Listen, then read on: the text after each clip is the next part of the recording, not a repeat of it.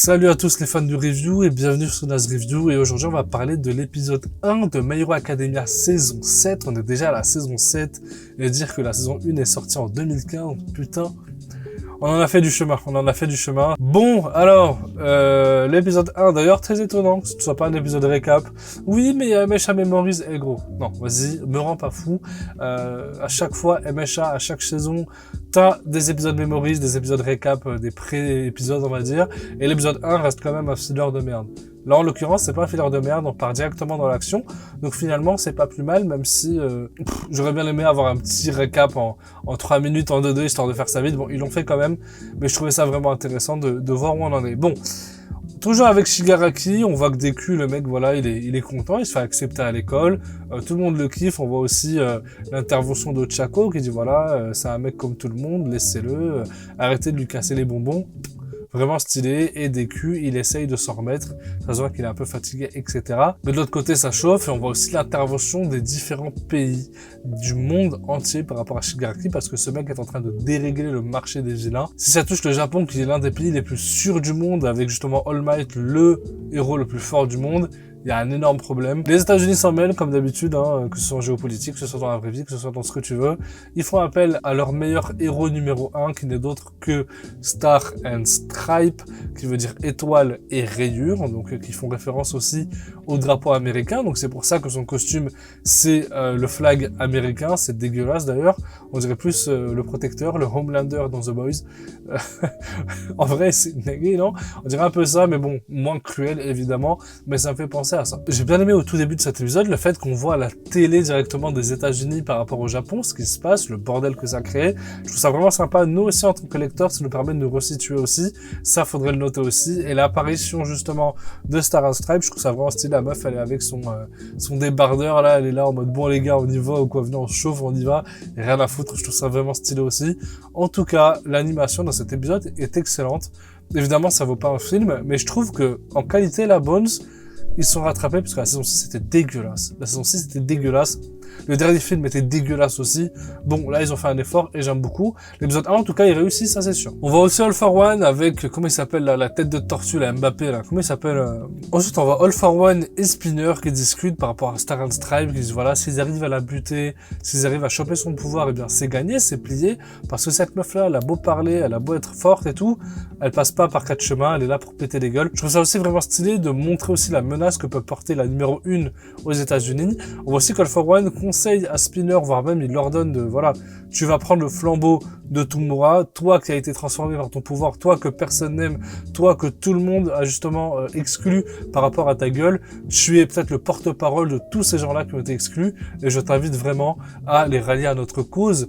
Et je trouve ça vraiment aussi sympa, chacun a sa propre cause, chacun a son idéal, et tout le monde se rejoint. En tout cas dans l'Alliance, tout le monde va avoir un accord commun, et tout le monde va être libre, en quelque sorte, hein, évidemment, être libre en causant le chaos. Bon, chacun serait dingue finalement.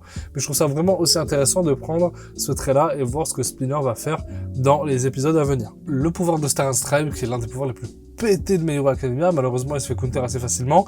Dès qu'elle touche quelque chose, elle peut mettre une loi, elle peut mettre une règle. Par exemple, elle prend l'air, comme dans l'épisode, elle dit bon, bah, à 300 mètres, il n'y a plus d'air. Je trouve ça vraiment stylé. Et aussi intéressant quand elle touche, justement, Tomura, et qu'elle dit si tu bouges, quoi qu'il arrive, ton cœur arrête de battre. Pourquoi pas, sauf que lui il est en mode mais je ne suis pas Shigaraki Tomura, je ne suis ni All for One ni Shigaraki Tomura, je suis végétaux, j'en sais rien, je comprends rien, ce qu'il me raconte là, c'est quoi ce délire? Évidemment que t'es Tomura, t'es qui mec? Ça m'a un peu sorti de l'épisode ce truc là, tu vois, j'étais en mode bon ok pourquoi pas. Par contre la meuf est si joyeuse, elle est si contente, elle est si cool, ça m'étonnerait pas qu'elle crève, hein, évidemment, on est dans My Hero Academia, la meuf elle est tellement cool, tellement joyeuse, tellement en mode America, tu vois. Mais c'est la vérité, la meuf elle va clamser je pense qu'elle va clamser. Après si elle clamse pas, bah tant mieux, parce que du coup ça fait moins de danger, mais je pense pour montrer encore plus l'effet Tomura, l'effet All for One, il faut aussi mettre KO d'entrée l'un des personnages les plus importants du monde, qui est justement Star and Stripe, qui est le numéro 1 des États-Unis. À partir du moment où tu le mets KO et t'as son pouvoir, mais tu fais ce que tu veux, et là ça va être le bordel, parce que justement pour buter All for One et Tomura, il faut le One for All, il faut pas un truc justement sorti un truc justement sorti de l'Occident qui vient tout voir des États-Unis. D'ailleurs la meuf elle se tape contre Shigaraki Tomura, c'est vraiment stylé, elle prend genre elle se métamorphose en air là, je trouve ça vraiment bien, elle met des putains de droits, tout ce que tu veux, et en plus de ça elle prend le missile et bah, elle l'écrase. Ça, c'est vraiment stylé. Par contre, comment ça, tu fais ramener des missiles balistiques? On est où là? Là, ça a pris un tout autre projet. C'est parti vraiment sec. On part de pouvoir de gens qui volent à des putains de missiles nucléaires. Mais, oh, les gars, si là, il meurt pas, le mec, qu'est-ce qu'il faut de plus? Bon, d'ailleurs, c'est un Stripe qui fait genre qu'elle connaît All Might, je sais pas quoi. Non, elle trouve que All Might, c'est son mentor, mais elle a jamais réellement passé du temps avec lui. C'est juste qu'il l'a sauvé à un moment donné. D'ailleurs, All Might, mais quel boss. All Might est vraiment le GOAT que tu penses être. All Might, Watashi ga Kita, tout ce que tu veux, mec. T'es vraiment le boss. Moi, si j'avais été dans ce monde de My Hero Academia, enfin, je serais littéralement fan de toi. Comme tout le monde. Honnêtement, je veux pas faire le mec qui est fan d'Endeavor comme le petit Natsu, là, je sais pas quoi. All Might est vraiment le GOAT que tu penses être.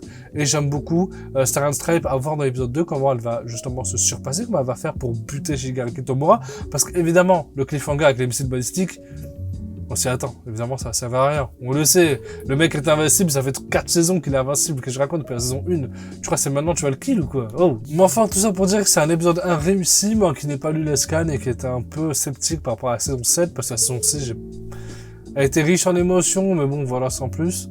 En tout cas, j'ai hâte de voir les autres épisodes, en espérant que ce sera cool. En vrai, c'est tout ce que j'ai à dire pour l'épisode 1. J'ai pas grand chose à dire. J'ai mis trop de temps à me faire la review. J'ai mis trop de temps, mais sinon, voilà. À part ça, tout va bien. L'animation est cool. Les personnages sont cool. Sarah Stripe, elle est cool. Par contre, elle emmène ses collègues à la mort, là. Comme ça, les mecs sont dans l'avion, ils ont rien demandé. Elle fait que son chichi. Elle dit, allez, on y va, on va le buter. Si vous mourrez, c'est cool.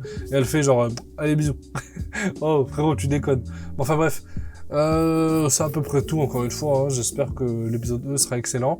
On se retrouvera évidemment à l'épisode 2. N'oubliez pas de vous abonner pour des prochaines reviews sur My Hero Academia. Et moi, je vous dis à très bientôt pour de nouvelles vidéos. C'était le Nas.